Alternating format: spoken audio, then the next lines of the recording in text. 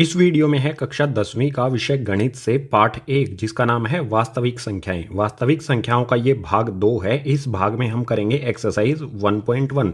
Exercise 1.1 में कुल 5 प्रश्न है। पांचों के 5 प्रश्नों को इसी वीडियो में सोल्व करेंगे।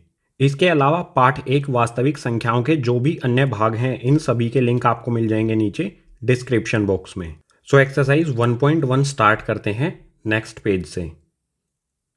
एक्सरसाइज 1.1 में सबसे पहला क्वेश्चन हमारे सामने आता है, निम्नलिखित संख्याओं का एचसीएफ ज्ञात करने के लिए यूक्लिड विभाजन एल्गोरिदम का प्रयोग कीजिए। जो भी हमें यहाँ पर ये संख्याएं दी गई हैं इनका हमें एचसीएफ ज्ञात करना है, एचसीएफ निकालना है। और कैसे निकालना है? यूक्लिड विभाजन एल्गोरिदम का प्रयोग करते हुए। यूक्लिड विभाजन एल्गोरिदम क्या होता है इसको मैंने भाग 1 परिचय में आपको बताया था। उसी का यूज करते हुए यहाँ पर हम इन दोनों संख्याओं का एचसीएफ ज्ञात करेंगे। ये हमारे क्वेश्चन नंबर 1 का पहला भाग है। इसमें हमें दो संख्याएं दी गई हैं 135 और 225। जो हमारी बड़ी वाली संख्या होती है, परिचय में मैंने आपको बताया था, बड़ी वाली संख्या को मान लेते हैं a, तो बड़ी वाली संख्या बराबर में हो जाएगा 225।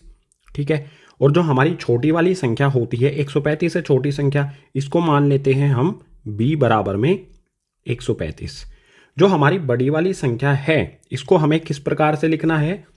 a बराबर में b गुना में q और जमा में r। यही होता है गाइज यूक्लिड डिवीजन एल्गोरिदम, यानी यूक्लिड विभाजन एल्गोरिदम। जो हमारी बड़ी वाली संख्या है हम इसको इस रूप में लिखेंगे। और इस रूप में लिखने के लिए क्या करना होगा? सबसे पहले हमारी बड़ी वाली संख्या लिखो भैया, 2 2 5। इसको हम भाग कर देंगे छोटी वाली संख्या से। छोटी वाली संख्या यहाँ पर है हमारी 135, तो मैं इसे भाग करता हूँ।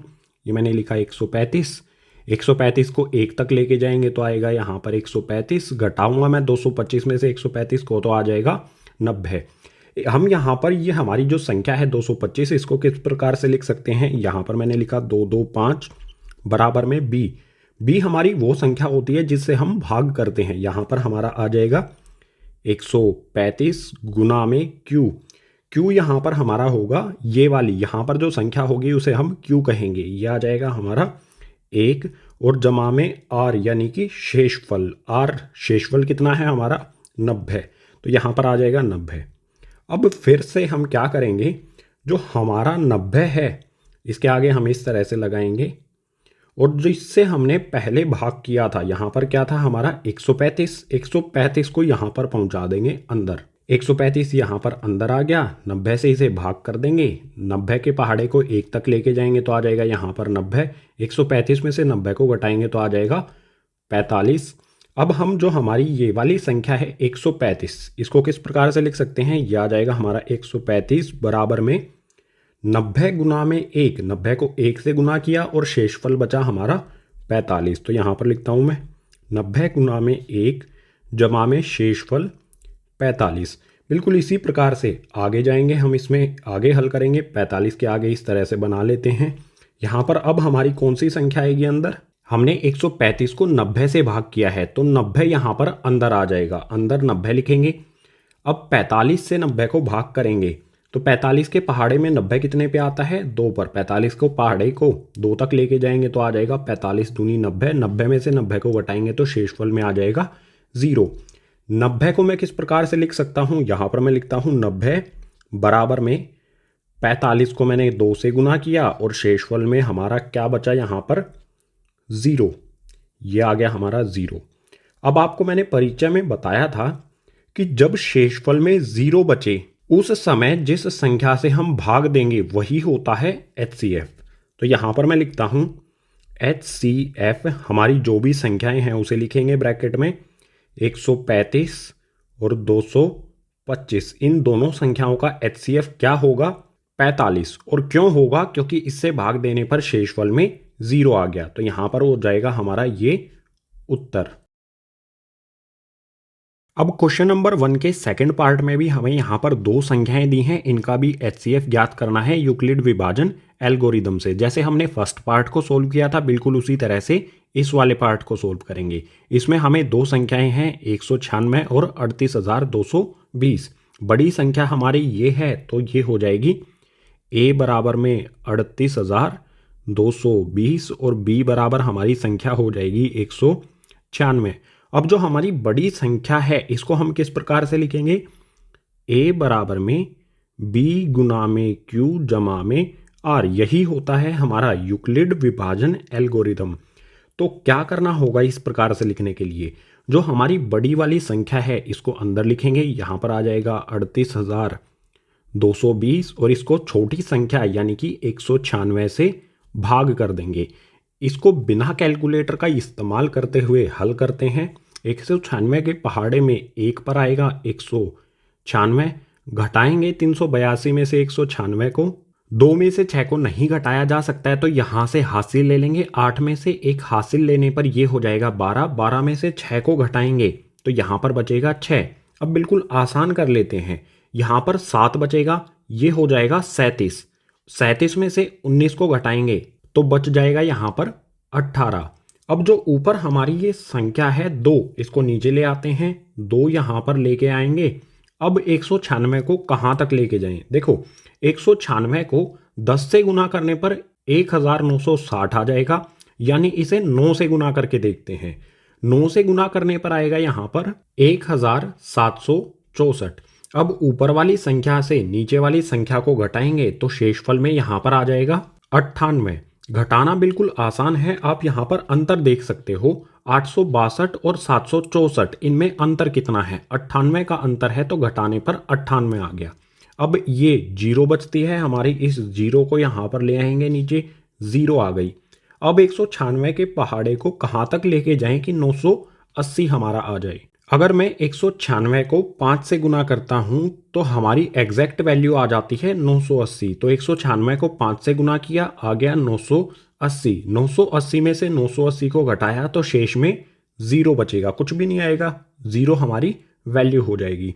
अब जो हमारी 38,220 है इसको मैं किस प्रकार से लिख सकता हूँ, यहाँ पर मैं लिखता हूँ 38,220 बराबर में b हमारी वो संख्या होती है जिससे हम भाग करते हैं, यानी कि 196, ये आ गया हमारा गाइस 196 गुना में q हमारा ये होता है, q कितना आया हमारा 195, तो यहाँ पर आ जाएगा हमारा 195 जमा में r, शेषफल कितना है 0, ये शेषफल हमारा आ गया।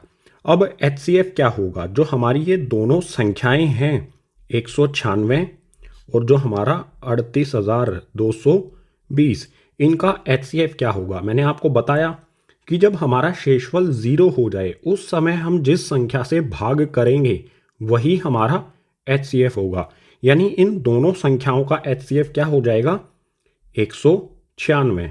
यही हो जाएगा हमारा इस वाले पार्ट का उत्तर। अब क्वेश्चन नंबर 1 का थर्ड पार्ट, जिसमें हमें यहाँ पर ये दो संख्याएं दी गई हैं, इनमें बड़ी वाली संख्या हो जाएगी a और छोटी वाली संख्या हो जाएगी b। अब यूक्लिड विभाजन एल्गोरिदम का यूज करेंगे, जो होता है a बराबर में b गुना में q जमा में r। इस प्रकार से हम इन संख्याओं को लिखेंगे। तो हमारी बड़ी संख्या जो है उसको हम भाग करेंगे, हमारी बड़ी संख्या 8 6 7 यानी कि 867, इसको हम भाग करेंगे 255 से। 255 के पहाड़े को मैं 3 तक लेकर जाता हूं तो यह आ जाएगा 765। 867 में से 765 को जब मैं घटाऊंगा, इसको घटाऊंगा तो यहाँ पर आ जाएगा हमारा 102, यानी जो हमारी ये संख्या है 867, इसको मैं किस प्रकार से लिख सकता हूँ, यहाँ पर आ जाएगा 867 बराबर में b क्या है हमारा 255, q क्या होगा 3 और शेषफल यानी कि r यहाँ पर है 102। मैं इसे इस तरह से लिख सकता हूँ 255 गुना में q यानी कि 3 और जमा में r यानी कि शेषफल 102। ये हो गया हमारा स्टेप 1।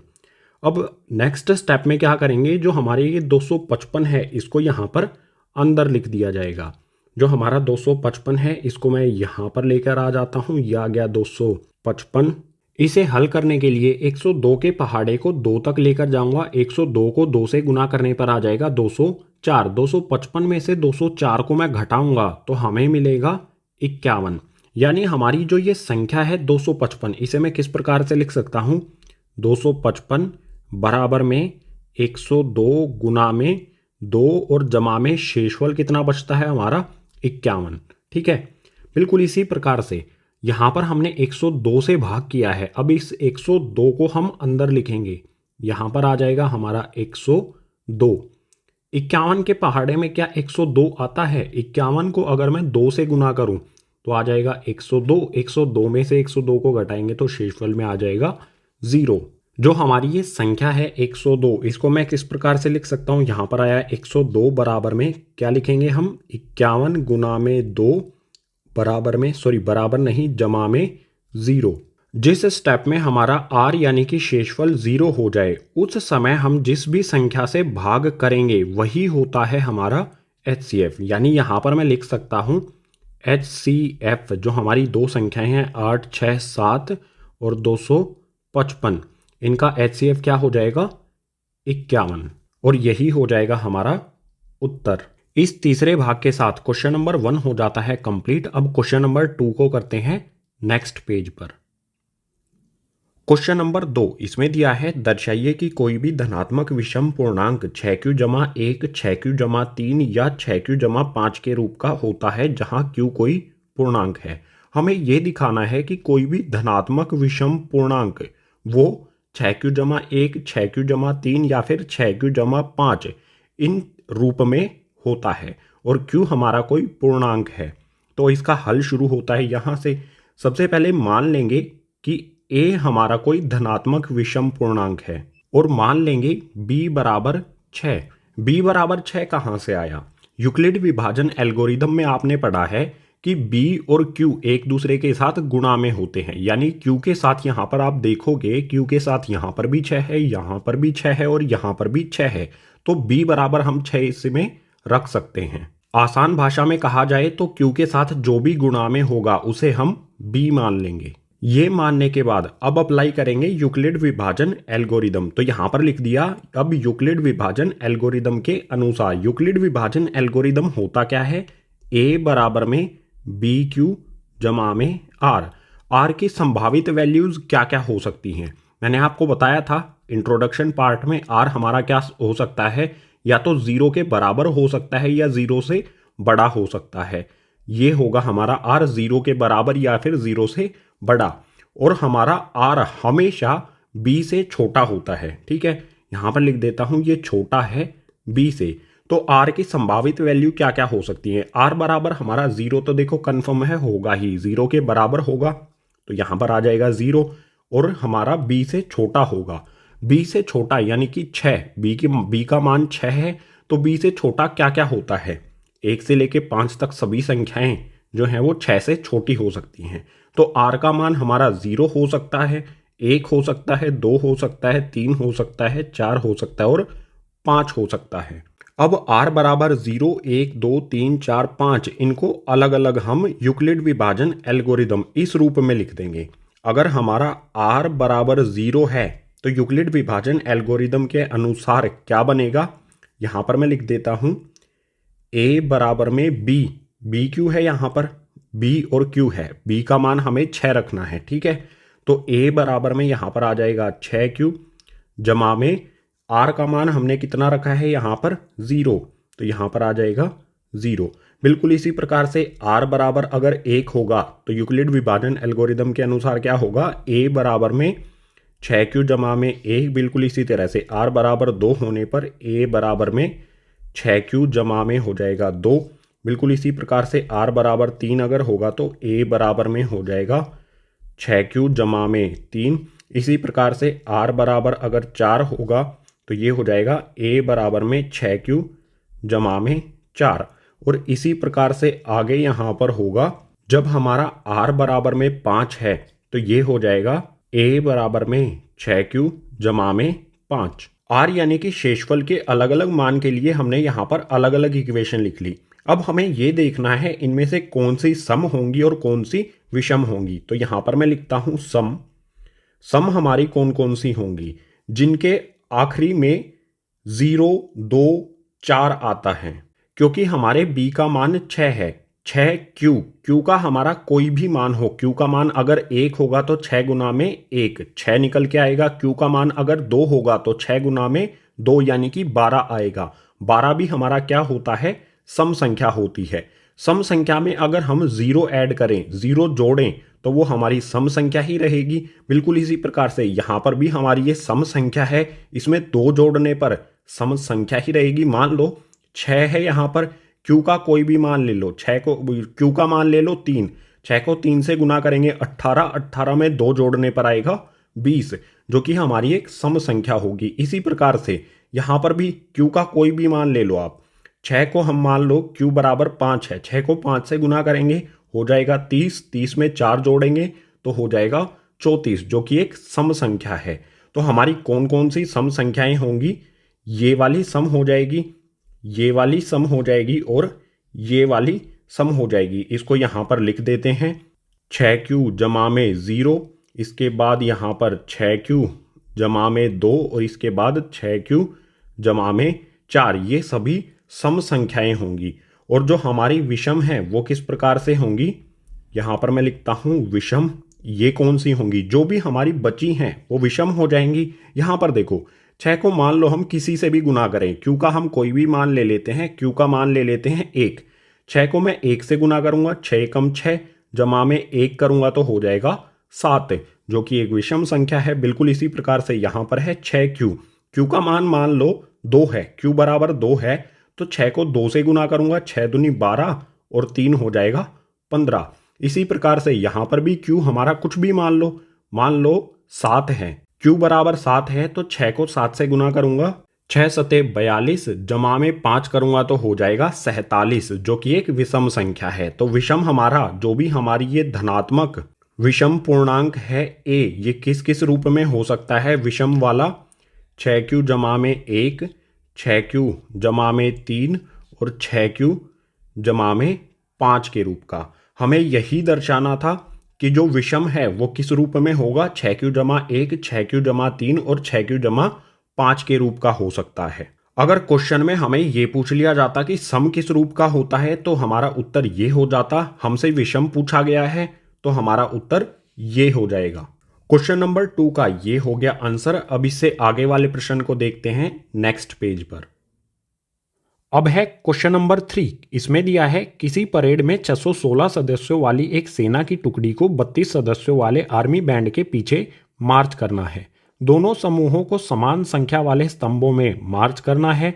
उन स्तंभों की अधिकतम संख्या क्या है जिसमें वे मार्च कर सकते हैं? एक परेड होनी है जिसमें सेना की टुकड़ी के 616 सदस्यों को मार्च करना है एक आर्मी बैंड के 32 सदस्यों के पीछे। दोनों को समान संख्या वाले स्तंभों में मार्च करना है। हमें पता लगाना है कि स्तंभों की अधिकतम संख्या क्या हो सकती है जिसमें वे मार्च करेंगे। तो स्तंभों की अधिकतम संख्या ज्ञात करने के लिए 616 और 32 इन दोनों संख्याओं का ज्ञात करना होगा हमें HCF।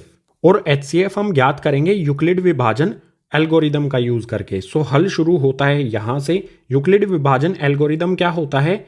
A बराबर में BQ जमा में R। हमारे पास दो संख्याएं हैं 616 और 32। बड़ी वाली संख्या हमारी हमेशा होती है A, तो A बराबर में आ जाएगा 616 और B बराबर में हमारी छोटी संख्या आ जाएगी 32। जो हमारी बड़ी संख्या A यानी कि 616 है, हम इसको इस रूप में लिखेंगे A बराबर BQ जमा में R। इस रूप में लिखने के लिए क्या करना होगा? भाग देना होगा बड़ी वाली संख्या 616 आएगा यहाँ पर। 616 को छोटी वाली संख्या 32 से, 32 को 1 से गुना करूंगा तो यहाँ पर आ जाएगा 32। इस 61 में से 32 को घटाने पर यहाँ आ जाएगा 29। अब ये 6 नीचे लेकर आ जाएंगे, यहाँ पर ये आ गया 6। अब 32 को किससे गुना करें कि 296 या 296 के बिल्कुल करीब पहुंच जाएं। मैं गुना करता हूं 32 को 9 से। 32 को 9 से गुना करने पर आ जाएगा 288। 296 में से 288 को हम घटाएंगे तो यहाँ पर आ जाएगा 8। शेषफल में 8 आ गया। जो हमारा ये 616 है इसको मैं किस प्रकार से लिख सकता हूँ? यहाँ पर मैं लिखता हूँ 616 यानी कि 616 बराबर में B का मान हमारा 32, Q का मान हमारा 19 और शेषफल यानी कि R ये हो जाएगा हमारा 8। तो यहाँ पर आएगा हमारा B यानी कि 32 गुना में Q। B के साथ यहाँ पर गुना में क्या है? ये है Q, तो इस Q की जगह पर आ जाएगा ये 19 और जमा में शेषफल R यानी कि 8। अब इसको आगे हल करेंगे, इस भाग को आगे जारी रखेंगे हम। 8 के यहाँ पर इस प्रकार से मैं बनाता हूँ। हमने यहाँ पर पहले 32 लिखा है, इस 32 को हम इसके अंदर रख देंगे। अब यहाँ पर अंदर आ जाएगा 32। 8 के पहाड़े में 32 आता है। 8 को अगर मैं 4 से गुना करूँ तो आ जाएगा 32। 32 में से 32 को घटाएंगे तो आ जाएगा 0 यानी कि 0। यानी जो हमारा ये 32 है इसको मैं किस प्रकार से लिख सकता हूँ, यहाँ पर लिखता हूँ 32 बराबर में यहाँ पर हमारा b क्या होगा, b हो जाएगा 8, q हो जाएगा 4 और r हो जाएगा 0। तो यहाँ पर आ जाएगा 8 गुना में 4 और जमा में शेषफल यानी कि 0। जब भी हमारा शेषफल 0 हो जाए उस समय हम जिस संख्या से भाग करते हैं वही होता है HCF, यानी कि 616 और 32 इन दोनों संख्याओं का HCF क्या होगा, यहाँ पर मैं लिखता हूँ HCF। हमारी दोनों संख्याएं 616 और 32 इन दोनों का HCF क्या होगा 8। और क्यों होगा, क्योंकि इससे भाग देने पर शेषफल में 0 आ गया तो 8 ही हमारा इन दोनों संख्याओं का HCF हो जाएगा। यानी स्तंभों की अधिकतम संख्या क्या है जिसमें आर्मी वाले मार्च कर सकते हैं, 8 यहाँ पर लिख देंगे।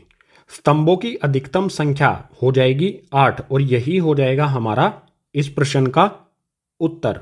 अब इससे अगले वाले क्वेश्चन के लिए चलते हैं नेक्स्ट पेज पर।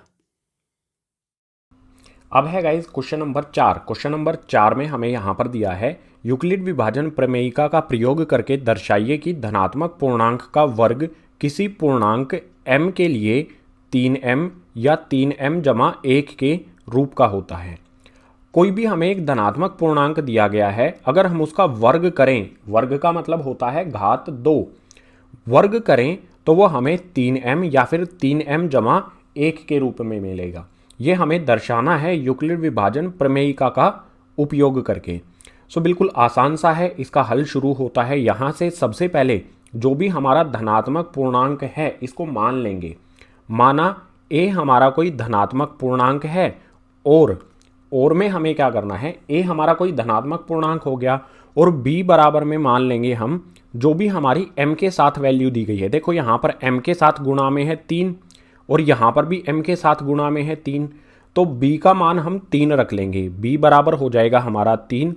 अब यूक्लिड विभाजन प्रमेयिका क्या कहती है, a बराबर में BQ जमा में R, ये यूक्लिड विभाजन प्रमेयिका होती है। इसमें R का मान क्या होगा हमें पता लगाना होगा। R का मान क्या क्या हो सकता है, R के मान के लिए कंडीशन क्या होती है, बिल्कुल आसान सी कंडीशन होगी, R 0 के बराबर होगा और 0 से बड़ा होगा, सिंपल सी कंडीशन है, और B से छोटा होगा।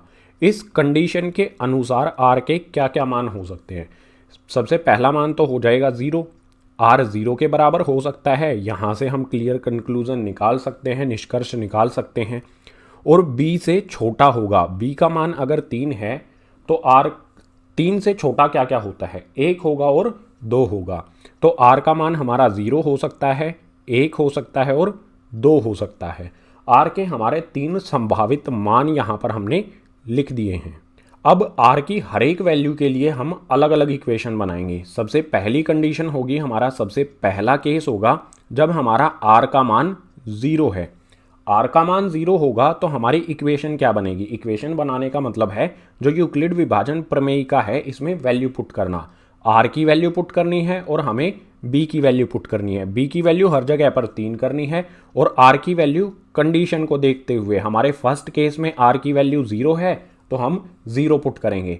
तो बिल्कुल आसान है, इक्वेशन क्या बनेगी हमारी, जब R हमारा 0 है, A बराबर में BQ, इस B की जगह पर हम रखेंगे B का मान 3, लिख देता हूँ यहाँ पर B की जगह आ जाएगा 3।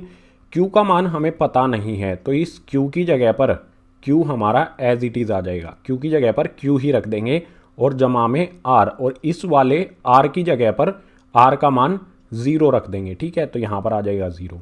बिल्कुल इसी तरह से सेकंड केस बनेगा हमारा, यहाँ पर लिखता हूँ सेकंड केस। सेकंड केस में R का मान रख लेते हैं हम 1, 0 के लिए हमने लिख दिया, यहाँ पर 0 के लिए इक्वेशन बना दी। अब R का मान 1 होगा तो इक्वेशन क्या बनेगी, बिल्कुल आसान है, A बराबर में BQ, या B का मान हमारा 3, Q हमारा ऐसा का ऐसा, जमा का निशान लगाएंगे, जमा के निशान के बाद यहाँ पर है R, इस R का मान अब हम क्या रखेंगे, यहाँ पर है R का मान 1 तो जमा में आ जाएगा 1। ये हमारी सेकंड कंडीशन हो गई। अब थर्ड कंडीशन देखते हैं। थर्ड कंडीशन में हम R का मान रखेंगे 2, यानी कि 2, आर बराबर में 2 है तो हमारी इक्वेशन क्या बनेगी, ए बराबर में 3Q जमा में आर यानी कि 2। आर का मान यहाँ पर 2 है तो हमने यहाँ पर 2 रख दिया। अब इन तीनों कंडीशन का हम वर्ग करेंगे। हमें क्या बोला गया है, धनात्मक पूर्णांक का वर्ग करने पर, वर्ग क्या होता है, स्क्वायर करना, स्क्वायर यानी कि घात 2 लगाना। ठीक है, यहाँ पर मैं a का स्क्वायर करूँगा, a का मैंने घात 2 लगाई, यहाँ पर ये मैंने वर्ग किया, घात 2 लगाई। अगर a पे मैंने वर्ग लगाया तो इसका जो मान है इस पे भी वर्ग लगेगा, बिल्कुल आसान सी बात है। तो यहाँ पर ऐसे ब्रैकेट लगा के इसका वर्ग कर देता हूँ। सबसे पहले हम फर्स्ट केस को ही सोल्व करते हैं, पहले इस वाले पार्ट को सोल्व करते हैं, उसके बाद सेकंड और थर्ड केस को देखेंगे। थोड़ा सा इसे ऊपर करता हूँ। यहाँ पर बिल्कुल आसान हमारे लिए होगा, ए स्क्वायर हमारा ए पे ए की घात 2 या फिर कह सकते हैं ए का वर्ग हमारा ऐसा का ऐसा आ जाएगा, बराबर का निशान लगाएंगे। यहाँ पर है 3Q जमा में 0, 3Q में 0 जोड़ने पर क्या होगा, कोई अंतर नहीं आएगा, उतना ही रहेगा। तो ब्रैकेट के अंदर आ जाएगा यहाँ पर 3Q और इसका वर्ग ऐसा का ऐसा। आगे सोल्व करते हैं, ए स्क्वायर बराबर में 3Q, जो वर्ग है उसे हम कहते हैं स्क्वायर। यहाँ पर मैं 3Q नहीं लिखूंगा, इसे हल करना है। 3 का वर्ग करेंगे, 3 का वर्ग करने का मतलब होगा 3 को 3 से गुना कर देना। 3 को 3 से गुना करेंगे तो आ जाएगा 9। इसके बाद इसका Q का भी यहाँ पर वर्ग हमें करना पड़ेगा। Q का वर्ग कितना होगा, Q के लगा देंगे हम स्क्वायर, यानी कि Q की घात 2 लग जाएगी। आगे इसे सोल्व करेंगे तो 9 में से हम क्या कॉमन ले सकते हैं। देखो क्वेश्चन की तरफ ध्यान से देखो, क्वेश्चन में हमें क्या चाहिए है, 3 हमें चाहिए है। 9 से हम 3 उभयनिष्ठ ले सकते हैं, इस 9 से हम 3 कॉमन ले सकते हैं, यानी उभयनिष्ठ ले सकते हैं। 3 मैं कॉमन ले लूँगा तो मेरे पास बचेगा क्या, ब्रैकेट लगाता हूँ। देखो इस 9 में से मैंने 3 कॉमन ले लिया, उभयनिष्ठ रख लिया, तो 3 के पहाड़े में 9 कब आता है, 3 बार में। यहाँ पर आ जाएगा 3, एक सेकेंड गाइज, यहाँ पर आ जाएगा 3, और इसके बाद जो हमारा ये Q की घात 2, ये ऐसा का ऐसा आ जाएगा। ये लिख दिया मैंने Q की घात 2, ब्रैकेट कर दिया बंद, बराबर का निशान लगाऊंगा। यहाँ पर 3 हमारा ऐसा का ऐसा आ जाएगा। जो ब्रैकेट के अंदर हमारा 3Q की घात 2 है, इसको मैं मान लूँगा M। ठीक है, इस पूरे ब्रैकेट की जगह पर मैं लिख दूंगा M, ये लिख दिया मैंने M। हमने क्या दर्शाना था कि हमारा कोई भी धनात्मक पूर्णांक है, अगर हम उसका वर्ग करें तो वो 3M के रूप का होगा या फिर 3M जमा 1 के रूप का होगा। यहाँ पर 3M तो आ गया, 3M जमा 1 भी हमें चाहिए है, तो उसके लिए हम सेकंड कंडीशन को सोल्व करेंगे। इसको नीचे सोल्व करूँगा, यहाँ पर लिख लेता हूँ। सेकंड कंडीशन में हमारी इक्वेशन क्या है, सेकंड केस, इसमें हमारी इक्वेशन है A बराबर में 3Q जमा में 1। वर्ग करते हैं, वर्ग यानी कि घात लगाएंगे 2, अगर A पे लगाया है तो इसकी वैल्यू पर भी लगेगी घात 2। यहाँ पर बिल्कुल आसान हम फॉर्मूला लगा सकते हैं, A जमा B इसका वर्ग, इसका फॉर्मूला क्या होता है, A का वर्ग जमा में 2AB, उसके बाद जमा में B का वर्ग। आसान सा फॉर्मूला है, कक्षा 9वीं में आपने इसे पढ़ा है। तो इसी फॉर्मूले को अप्लाई कर देंगे यहाँ पर, ये बिल्कुल इसी रूप में है, A जमा B और इसका वर्ग। इसको इस रूप में लिख देंगे, A इस एक्सपेंडेड वाले रूप में लिख देंगे, इस वाले रूप में। तो हमारी वैल्यू क्या आएगी भैया, ये आ गया हमारा 3Q, इसका वर्ग करेंगे, जमा का निशान लगाएंगे, 2 आ जाएगा। फॉर्मूले में वैल्यू पुट करना आसान है, कक्षा 9वीं में आपने ये सारी चीज़ें सीखी हैं। तो 2 आ जाएगा। 2 के बाद यहाँ पर क्या है, AB, A यानी कि 3Q और B यानी कि 1, ये आ जाएगा। उसके बाद फिर से जमा का निशान लगाएंगे, आखिरी में यहाँ पर है B का वर्ग। B का मान कितना है, 3Q हमारा ये A है और ये है जमा के बाद B, यानी कि 1 का यहाँ पर करेंगे वर्ग। अब इसे हल कर लेंगे। आसान क्या है हमारे लिए, 3Q इसका वर्ग है तो 3 का वर्ग हो जाएगा 9, Q का वर्ग हमारा Q वर्ग ही रहेगा। जमा में इसे हल करेंगे, देखो आसान है, सबसे पहले संख्याओं को गुना कर लो। 2 को 3 से गुना करूँगा हो जाएगा 6, 6 को 1 से गुना करूँगा तो भी ये 6 ही रहेगा, 6 आ जाएगा। बचेगा यहाँ पर क्या, ये वाला Q बचेगा, इसको ऐसा का ऐसा यहाँ पर लिख देंगे, जमा का निशान लगाएंगे। यहाँ पर है 1 का वर्ग, 1 को 1 से ही गुना करेंगे तो हमारा 1 ही आएगा। अब देखो स्टार्टिंग में हमारी जो ये वैल्यू हैं, ये वाली जो दो टर्म हैं, इनमें से हम तीन कॉमन ले सकते हैं, तीन उभयनिष्ठ रख सकते हैं। तीन उभयनिष्ठ ले लेते हैं, इनमें से तीन मैंने उभयनिष्ठ लिया, ब्रैकेट लगाते हैं, ब्रैकेट के अंदर बचेगा क्या, 9 में से मैंने तीन उभयनिष्ठ लिया तो बचेगा क्या, 3 के पहाड़े में 9 कितने पे आता है, 3 पर।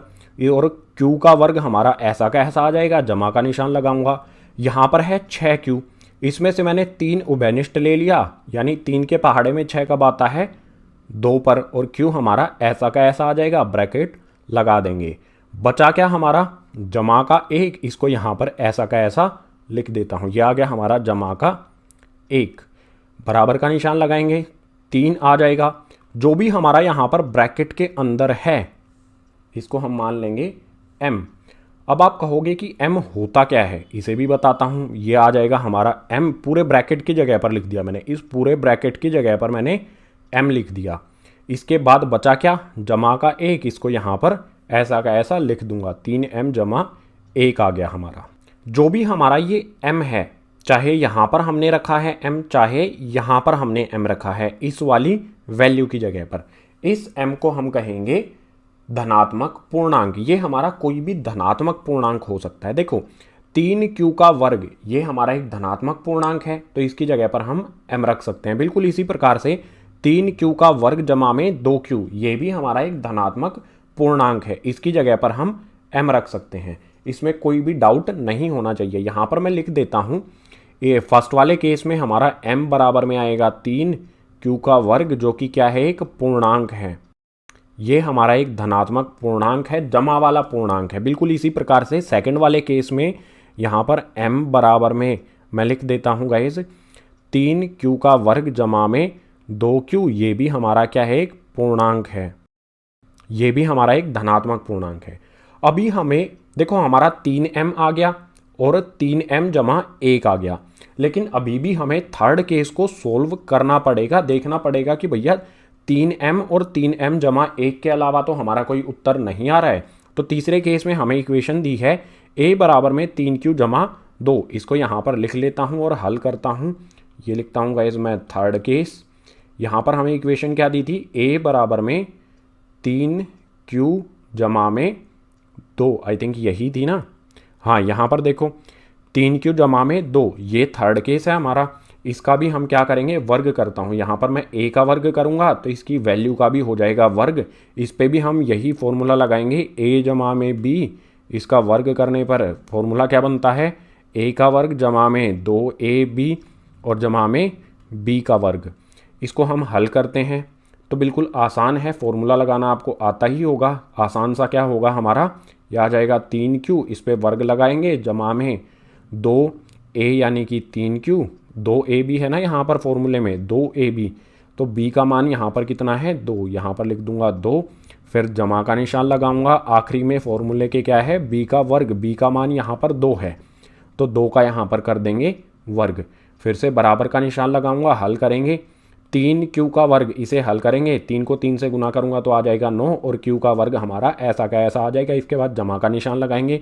पहले जो हमारी संख्याएं हैं उनको हल कर लेते हैं। 2 को 3 से गुना करूंगा, 2 तिया 6, 6 को 2 से गुना करूंगा तो आ जाएगा 12, यहाँ पर आ जाएगा 12। बचा हमारा यहाँ पर ये वाला Q है, तो Q हमारा ऐसा का ऐसा आ गया। इसके बाद जमा का निशान लगाएंगे। यहाँ पर है 2 का वर्ग, 2 का वर्ग यानी कि 2 को 2 से गुना करना, 2 को 2 से गुना करने पर आ जाएगा 4, सो यहाँ पर आ गया ये 4। आगे इसे हल करेंगे। स्टार्टिंग वाले में जो हमारी यहाँ पर ये चीज़ें दी गई हैं, नहीं अभी कॉमन नहीं लेंगे, स्टार्टिंग वाली चीज़ें अभी मत देखो, अभी कॉमन नहीं लेंगे। हमें यहाँ पर थोड़ा सा दिमाग का इस्तेमाल करना होगा। मैं लिखता हूँ, ध्यान से देखो, 9Q का वर्ग जमा में 12Q जमा में 3 जमा 1। मैंने क्या किया, ध्यान से देखो, जो ये 4 है मैंने इसको इस प्रकार से लिख दिया 3 जमा 1। 3 को 1 में ऐड कर दें, 3 और 1 को अगर हम जोड़ दें तो ये 4 बन जाता है। यहाँ पर ये 4 बन जाता है 3 और 1 जोड़ने पर। तो 4 को मैं इस प्रकार से लिख सकता हूँ 3 जमा में 1, मैंने इसको इस प्रकार से लिख दिया। अब स्टार्टिंग वाली हमारी ये 3 टर्म जो हैं, इनमें देखो 3 कॉमन लिया जा सकता है, 3 उभयनिष्ठ लिया जा सकता है, ले लेते हैं। 3 उभयनिष्ठ लेने पर बचेगा क्या, देखो 9 में से 3 उभयनिष्ठ लिया है, या फिर कह सकते हैं 3 के पहाड़े में 9 आता है 3 पर, क्यू का वर्ग हमारा ऐसा का ऐसा, जमा का निशान लगाएंगे। यहाँ पर है 12 क्यू, 3 के पहाड़े में 12 आता है 4 पर, क्यू हमारा ऐसा का ऐसा। इसके बाद यहाँ पर है 3, तो जमा का 1 आएगा यहाँ पर, 3 के पहाड़े में 3 आता है 1 पर। इसके बाद देखो इस वाले 3 की जगह पर आ जाएगा 1, क्योंकि 3 में से हमने 3 को ही उभयनिष्ठ ले लिया। 3 के पहाड़े में 3 कब आता है? 1 पर, ये आ गया। आखिरी में बचा यहाँ पर जमा का 1, ब्रैकेट बंद करके इसको लिख देंगे, ये आ गया जमा का 1। यहाँ पर हमारा क्या होगा?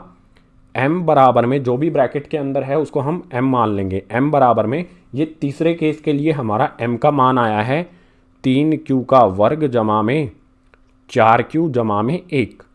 ये हमारा क्या है? ये हमारा कोई भी एक पूर्णांक है, धनात्मक पूर्णांक, ठीक है। यहाँ पर आप धनात्मक पूर्णांक भी लिख सकते हो। अब ये हमारा m का मान है, तो इसे हल करना बिल्कुल आसान है। 3 हमारा एज इट इज़ आएगा।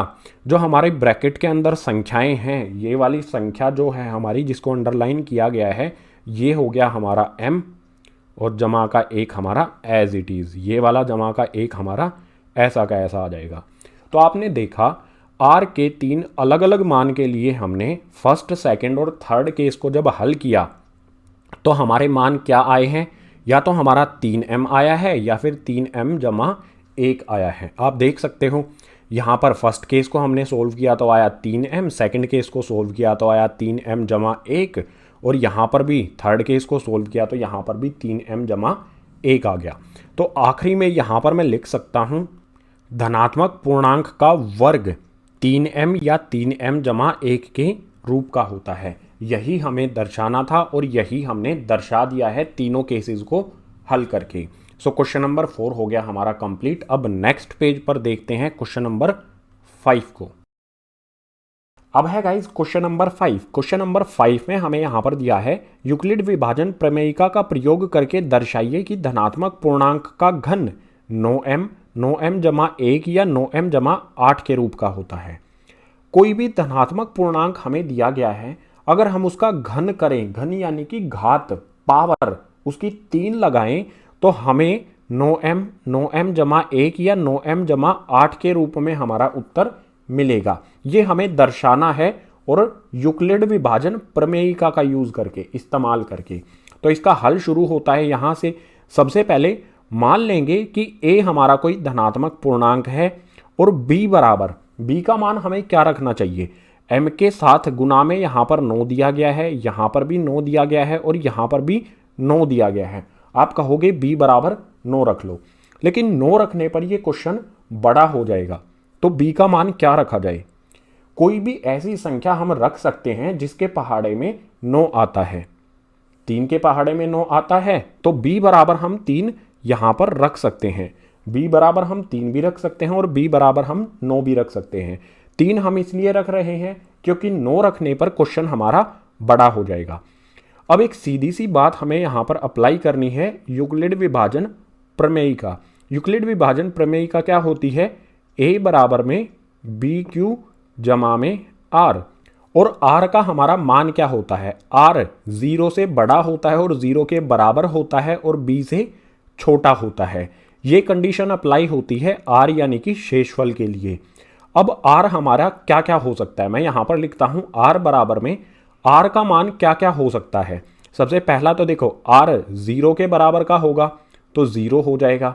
उसके अलावा क्या क्या मान हो सकते हैं? r b से छोटा होता है, b का मान 3 है, तो b से छोटी छोटी कौन सी वैल्यूज बचेंगी? 0 के अलावा हो जाएगा हमारा 1 और हो जाएगा 2। ये r की संभावित वैल्यूज हो सकती हैं। अब इन r की संभावित वैल्यूज के लिए हम इस तरह की एक अलग अलग इक्वेशन बना लेंगे। r जब हमारा 0 हो, जब हमारा 1 हो, जब हमारा 2 हो। तो यहाँ पर मैं लिखता हूँ r बराबर 0। इसके लिए हमारी इक्वेशन क्या बनेगी? मैं यहाँ पर लिखता हूँ a बराबर में b, यहाँ पर हमारा क्या है? bq जमा में r। तो b का मान हमें हमेशा रखना है 3, ठीक है। तो यहाँ पर आ जाएगा हमारा 3, q हमारा एज इट इज़ और जमा में r का मान कितना है? यहाँ पर 0 के लिए लिख रहे हैं, तो r हो जाएगा हमारा 0। बिल्कुल इसी तरह से जब हमारा r बराबर में 1 हो, ये हमारा फर्स्ट केस है। ये वाला हमारा फर्स्ट केस है, यहाँ पर लिखता हूँ फर्स्ट, ठीक है। इसी तरह से सेकंड केस है ये हमारा, ये हो गया हमारा सेकंड केस, जब हमारा r का मान 1 है। तो इस कंडीशन में हमारी इक्वेशन क्या बनेगी, इक्वेशन क्या हो जाएगी हमारी, a बराबर में 3q जमा में r का मान अब हमारा हमने कितना लिया है 1, तो यहाँ पर r की जगह पर आ जाएगा 1। बिल्कुल इसी तरह से हमारी थर्ड कंडीशन आएगी। थर्ड कंडीशन में, थर्ड यानी कि तीसरी कंडीशन में r बराबर रखेंगे हम 2। हमने यहाँ पर r के 3 मान रखे हैं ना, 0 1 2, 0 यहाँ पर रखा, 1 यहाँ पर रखा। अब 2 के मान के लिए हमारी इक्वेशन क्या बनेगी, a बराबर में 3q जमा में r यानी कि 2। ये हमारी 3 इक्वेशन बनती हैं। अब इन तीनों इक्वेशन का हमें घन करना है, क्वेश्चन में हमें घन करने के लिए बोला गया है। तो सबसे पहले फर्स्ट वाले केस को देखते हैं। इस वाले पार्ट को सबसे पहले सोल्व करते हैं, a का घन करते हैं। तो यहाँ पर मैंने लिखा a का घन यानी कि a पे मैंने पावर यानी कि घात लगा दी 3। ये जो यहाँ पर मैंने 3 लगाया है, घात लगाई है 3, इसी का अर्थ होता है घन। a का घन किया, बराबर में यहाँ पर बराबर का साइन लगाऊंगा, बराबर में यहाँ पर क्या है 3q जमा में 0। 3q में हम 0 जोड़ देंगे तो कितना हो जाएगा, 3q ही रहेगा। और हमने यहाँ पर a पे घात लगाई है 3, तो 3q जो है हमारा इस पे भी घात लगेगी, जितनी हमने a पे लगाई है उतनी ही a के मान पे भी लगेगी। सो यहाँ पर भी आ जाएगा 3। अब इसे सोल्व करेंगे, 3q की घात है यहाँ पर, 3q की घात 3 यानी कि घन कर दिया हमने इसका। सोल्व करने पर क्या होगा, 3 की घात 3, जब इसे सोल्व करेंगे तो यहाँ पर आ जाएगा, 3 को 3 से ही आपस में मल्टीप्लाई करेंगे 3 बार। 3 को 3 से मल्टीप्लाई करेंगे, गुना करेंगे तो आ जाएगा 9, 9 को 3 से गुना करेंगे तो आ जाएगा 27। 3 की घात 3 ये हो जाएगा 27, और q पर घात 3 लगेगी तो आ जाएगा q, और यहाँ पर ये 3 एज इट इज। अब यहाँ पर हम क्या कर सकते हैं, 27 के पहाड़े में, सॉरी 9 के पहाड़े में 27 आता है, हमें क्या चाहिए 9 चाहिए है। तो इसमें से 27q की घात 3, इसमें से हम 9 कॉमन लेंगे। 9 के पहाड़े में 27 आता है, तो यहाँ पर मैं 9 लिख लेता हूँ। कितने पर आता है, 3 पर। 9 तिये 27 और q हमारा एज इट इज, इसकी घात 3 एज इट इज, ब्रैकेट कर देंगे बंद। जो ब्रैकेट के अंदर हमारा मान आया है 3q घात 3, इसको मान लूंगा मैं m, ठीक है। यहाँ पर कोमा लगा के लिखता हूँ, m बराबर में 3q की घात 3। इसकी जगह पर इस ब्रैकेट के अंदर जो भी हमारी वैल्यू है इसको मैंने m मान लिया, यानी इस पूरे ब्रैकेट की जगह पर मैं m लिख सकता हूँ। तो हमारा मान क्या आएगा, 9 ऐसा का ऐसा आ जाएगा, और ब्रैकेट की जगह पर आ जाएगा m, यानी a की घात 3, यानी कि a का जब मैं घन करता हूँ तो मुझे क्या प्राप्त होता है, 9m। यही मुझे दर्शाना है, यहाँ पर 9m हमने दर्शा दिया। बिल्कुल इसी तरह से सेकंड वाले केस को सोल्व करेंगे। ये हमारा सेकंड वाला केस है, नीचे सोल्व करते हैं इसे। इक्वेशन क्या है हमारी, यहाँ पर सेकंड वाला केस लिख लेते हैं। यहाँ पर सेकंड केस इक्वेशन है हमारी यहाँ पर a बराबर में 3q जमा में 1। a का घन करता हूँ मैं, तो इसकी वैल्यू का भी हो जाएगा घन, यानी कि इस पे पावर लग जाएगी, घात लग जाएगी 3। अब इसका फॉर्मूला क्या, ये एक फॉर्मूले की फॉर्म में आ गया, इस पे हम एक फॉर्मूला लगा सकते हैं। फॉर्मूला क्या होता है, यहाँ पर लिख देता हूँ, a जमा में b इसकी घात 3 जब होती है, इसको सोल्व करने पर, इसके खोलने पर क्या मिलेगा हमें, a की घात 3 जमा में 3a की घात 2b, फिर जमा में 3a b की घात 2, और उसके बाद जमा में b की घात 3। ये फॉर्मूला होता है जो आपने कक्षा 9वीं में पढ़ा होगा, सीखा होगा। इसको इस पे 3q जमा 1 की घात 3, इस पे हम यही वाला फॉर्मूला अप्लाई कर देंगे, लगा देंगे। तो सोल्व करते हैं इसे। सोल्व करने पर सबसे पहले क्या करना होगा, 3q है, इसकी घात आएगी 3, फिर जमा का निशान आएगा, 3 आ जाएगा। 3 के साथ यहाँ पर क्या है, a स्क्वायर b, a की घात 2 और b। तो यहाँ पर a हमारा है 3q, ब्रैकेट लगा के लिखता हूँ यहाँ पर 3q, इसकी घात होगी 2, उसके बाद b b का मान कितना है हमारा, यहाँ पर है 1, तो यहाँ पर आ जाएगा हमारा 1। उसके बाद फिर से जमा का निशान लगाता हूँ। इसके बाद क्या है 3ab की घात 2, यहाँ पर आ जाएगा हमारा 3, a हमारा है 1, सॉरी a हमारा 1 नहीं है, a का मान हमारा यहाँ पर कितना है 3q, तो ये आ जाएगा हमारा 3q। ब्रैकेट लगाता हूँ। इसके बाद b का स्क्वायर यानी कि 1 का स्क्वायर हो जाएगा और जमा में b की यहाँ पर घात है 3, b का घन, b का मान 1 है तो 1 का हो जाएगा घन। अब इसे सोल्व करेंगे, बिल्कुल आसान है, 3q की क्यूब, इसे सोल्व करेंगे तो आ जाएगा हमारा 27q की घात 3 जमा में यहाँ पर कितना है, यहाँ पर भी बिल्कुल सेम आएगा। सबसे पहले जो ये हमारा 3 है इसकी घात है 2, यानी कि 3 को 3 से गुना करेंगे तो आ जाएगा 9, 9 को यहाँ पर 3 से गुना करेंगे तो आ जाएगा 27, यहाँ पर आ जाएगा हमारा 27। उसके बाद जो हमारा ये q है इस पे भी ये घात 2 लगेगी तो आ जाएगा q की घात 2, और एक जो हमारा ये है ये एक इसमें गुना होगा 3q, मतलब इस 27q स्क्वायर में जब एक गुना करेंगे तो ये ऐसा का ऐसा रहेगा, इसमें कोई भी अंतर नहीं आएगा। इसके बाद आगे को सोल्व करते हैं, जमा का निशान लगाएंगे। 3 को मैं 3 से गुना करूँगा, 3 को 3 से गुना करने पर हो जाएगा 9, 9 को मैं 1 की घात 2 से गुना करूँगा, 1 की घात 2 1 ही होगा, और 9 को 1 से गुना करूँगा तो 9 हो जाएगा, तो यहाँ पर आ जाएगा 9 और q हमारा एज इट इज़। इसके बाद प्लस का साइन लगाऊंगा, यहाँ पर है 1 की घात 3, 1 की घात 1 पे कितनी भी बार घात लगा लो हमेशा 1 ही रहेगा, तो यहाँ पर आ जाएगा 1। अब आप यहाँ पर ध्यान से देखो, स्टार्टिंग से यहाँ से लेके यहाँ तक देखो 27, उसके बाद फिर से आता है 27 और फिर आता है 9, यानी हमें 27, इस 27 और इस 9 में से 9 को उभयनिष्ठ यानी कि कॉमन ले सकते हैं। ले लेते हैं कॉमन ले लेते हैं, इसे थोड़ा सा ऊपर करता हूँ पहले। कॉमन लेने पर क्या आएगा, 9 मैं कॉमन ले लेता हूँ, उभयनिष्ठ रख लेता हूँ, तो यहाँ पर बचेगा क्या, इस 27 में से मैंने 9 को उभयनिष्ठ ले लिया तो 9 के पहाड़े में 27 आता है 3 पर, और q की घात 3 हमारा एज इट इज आ जाएगा। प्लस का साइन लगाऊंगा, यहाँ पर है 27q स्क्वायर, इसमें से 9 उभयनिष्ठ ले लूंगा तो 9 के पहाड़े में 27 आता है 3 पर, q की घात 2 हमारा एज इट इज। इसके बाद जमा का निशान लगाता हूँ, यहाँ पर है 9q, इस 9q में से 9 मैं उभयनिष्ठ ले चुका हूँ तो बचेगा यहाँ पर q, और ब्रैकेट में लगा दूंगा। मैंने क्या किया, इन सभी टर्म्स में से जिन के नीचे लाइन लगाई है इन सभी टर्म्स में से मैंने 9 को उभयनिष्ठ ले लिया, बचा हमारा जमा का 1, इसे ऐसा का ऐसा लिख दूंगा, यह आ गया हमारा जमा का 1।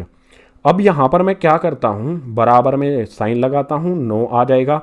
जो भी हमारा ब्रैकेट के अंदर है, ये वाला पार्ट जो भी ब्रैकेट के अंदर है इसे मान लेता हूँ मैं m, ठीक है। तो इस पूरे ब्रैकेट की जगह पर मैं m लिख देता हूँ, ये आ जाएगा m पूरे ब्रैकेट की जगह, और इस पूरे ब्रैकेट के बाद क्या है यहाँ पर जमा का m, वो यहाँ पर एज इट इज आ जाएगा, ये आ गया हमारा जमा का 1, सॉरी m नहीं है ये, जमा का 1 है, ये यहाँ पर एज इट इज आ गया।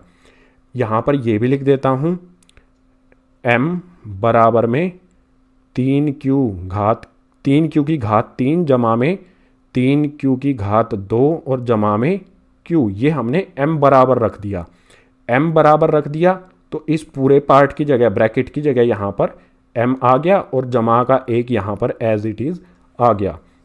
हमारा पहले केस में 9m आ गया, दूसरे केस में 9m जमा 1 आ गया। अभी हमारा तीसरा केस भी हमें देखना है।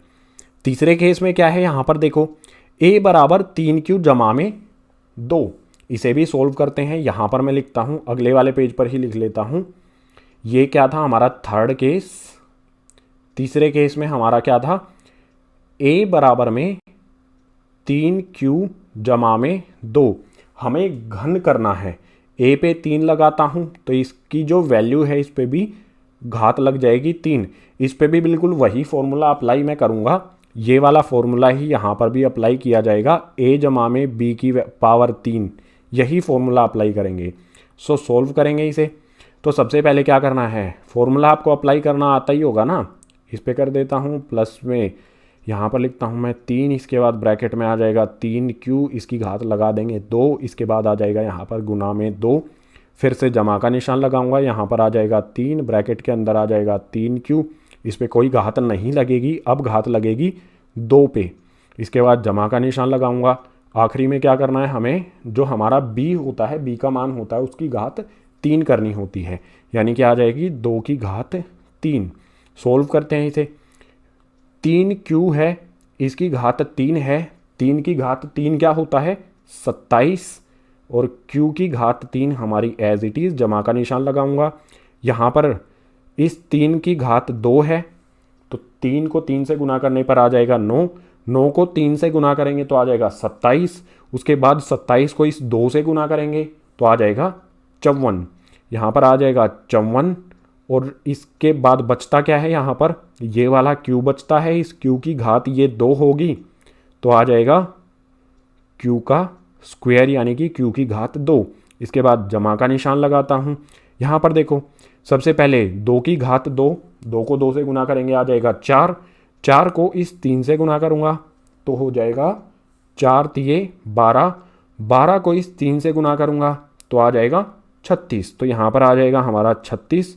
इसके अलावा बचा क्या है, ये वाला q बचा है, तो इस वाले q को यहाँ पर एज इट इज़ लिख देंगे, ये आ गया हमारा q। जमा में 2 की घात 3, 2 को आपस में 2 से ही 3 बार गुना करना है, 2 दूनी 4, 4 दूनी 8, तो इस 2 की घात 3 की जगह पर आ जाएगा 8। अब क्या करना है, देखो 9 के पहाड़े में कहाँ तक संख्याएं आती है, 9 के पहाड़े में 27 भी आता है, 9 के पहाड़े में 54 भी आता है, 9 के पहाड़े में 36 भी आता है। तो इन शुरुआत वाली 3 टर्म्स में से मैं 9 उभयनिष्ठ यानी कि कॉमन ले लूँगा। यहाँ पर मैं 9 कॉमन लूँगा, बचेगा क्या गाइज, यहाँ पर 9 के पहाड़े में 27 कितने पे आता है 3 पे, उसके बाद q की पावर 3 यानी कि q की घात 3, ये हमारा एज इट इज़ आ जाएगा। इसके बाद जमा का साइन लगाऊंगा, यहाँ पर है 54, 9 के पहाड़े में 54 कितने पे आता है, 9 के पहाड़े को 6 तक लेकर जाने पर आएगा 54, तो यहाँ पर 9 उभयनिष्ठ लेने के बाद यहाँ पर आ जाएगा 6, और जो हमारा q की घात 2 है ये एज इट इज़ आ जाएगा। फिर से जमा का साइन लगाऊंगा, यहाँ पर है 36, 9 के पहाड़े में 36 कब आता है 4 पर, इस 36 में से 9 उभयनिष्ठ यानी कि कॉमन ले लूंगा तो यहाँ पर आ जाएगा 4, और इसके साथ में ये वाला q as it is, bracket कर देंगे बंद, और जमा का 8 आ जाएगा हमारा एज इट इज़। अब आप ध्यान से देखो, ब्रैकेट के अंदर जो भी हमारा मान है इसको हम मान लेंगे m, तो हमारा आंसर क्या आएगा 9 आ जाएगा। जो ये ब्रैकेट है इस पूरे ब्रैकेट की जगह पर मैं m लिख देता हूँ, ठीक है, यहाँ पर मैं लिख देता हूँ 9 के साथ m इस पूरे ब्रैकेट की जगह पर, और उसके अलावा क्या बचेगा, जमा का 8 यहाँ पर लिख देता हूँ, यह आ गया हमारा जमा का 8। यहाँ पर ये भी लिख देता हूँ m बराबर में, m का मान हमारा क्या है, इस पूरे ब्रैकेट को हमने m मान लिया जो भी इसके अंदर दिया गया है, तो m बराबर में यहाँ पर लिख देता हूँ मैं 3q की घात 3 जमा में 6q की घात 2 जमा में 4 और q, ये हमारा m का मान है। तो हमने तीनों कंडीशन में क्या देखा कि जो भी हमारा धनात्मक पूर्णांक है जब हम उसका घन करते हैं तो हमारा 9m मिलता है, उसके बाद हमें 9m जमा में 1 मिलता है, और आखिरी में 9m जमा में 8 मिलता है। यही हमें दर्शाना था। क्वेश्चन हो गया कंप्लीट। लेकिन मैंने आपको कहा था कि हमने b का मान, जो हमारा ये b बराबर 3 है, इस 3 की जगह पर 9 क्यों नहीं रखा, हमें 9 रखना चाहिए था ना, तो मैंने 3 क्यों रखा। देखो क्वेश्चन को छोटा करने के लिए ये किया गया था। यहाँ पर 9 है, 3 के पहाड़े में 9 आता है, तो यहाँ पर हम 3 रख सकते हैं। मान लीजिए जहाँ पर भी हमें 9 दिया गया है, यहाँ पर हमें अगर 4 दिया होता तो उस 4 की जगह पर हम 2 रख सकते थे, क्योंकि 2 के पहाड़े में 4 आता है। ठीक है, इस तरह से हम क्वेश्चन को छोटा कर सकते हैं। अगर मान लो यहाँ पर मैं 3 की जगह पर 9 रखता तो हमारा r का मान कितना हो जाता, 0 1 2 3 4 5 6 7 8 तक हमारा मान जाता, और 8 या 9 हमारे केस बनते। अभी हमारे r के 0 1 और 2 ये हमारे मान थे, तो सिर्फ हमारी 3 ही कंडीशन हुई। अगर r का मान 8 तक जाता तो हमारी कुल 9 कंडीशन होती, 9 केस बनते और क्वेश्चन बहुत ज़्यादा बड़ा हो जाता। तो ये हमने दर्शा दिया है यहाँ पर कि जो भी हमारा धनात्मक पूर्णांक a है, जब हम उसका घन करेंगे तो वो 9m या फिर 9m जमा 1 या फिर 9m जमा 8 के रूप का होगा। लास्ट में यहाँ पर लिख भी देंगे धनात्मक पूर्णांक का घन 9m जमा 1 या फिर 9m जमा 8 के रूप का होता है। यही हमें दर्शाना था, यहाँ पर हमने ये दर्शा दिया है। बिल्कुल आसान सा क्वेश्चन था। अगर समझ नहीं आया है तो एक बार दोबारा से देख लो इस क्वेश्चन को, बिल्कुल अच्छी तरह से समझ आएगा और एक बार खुद से सॉल्व करने का ट्राई करो गाइज। ठीक है।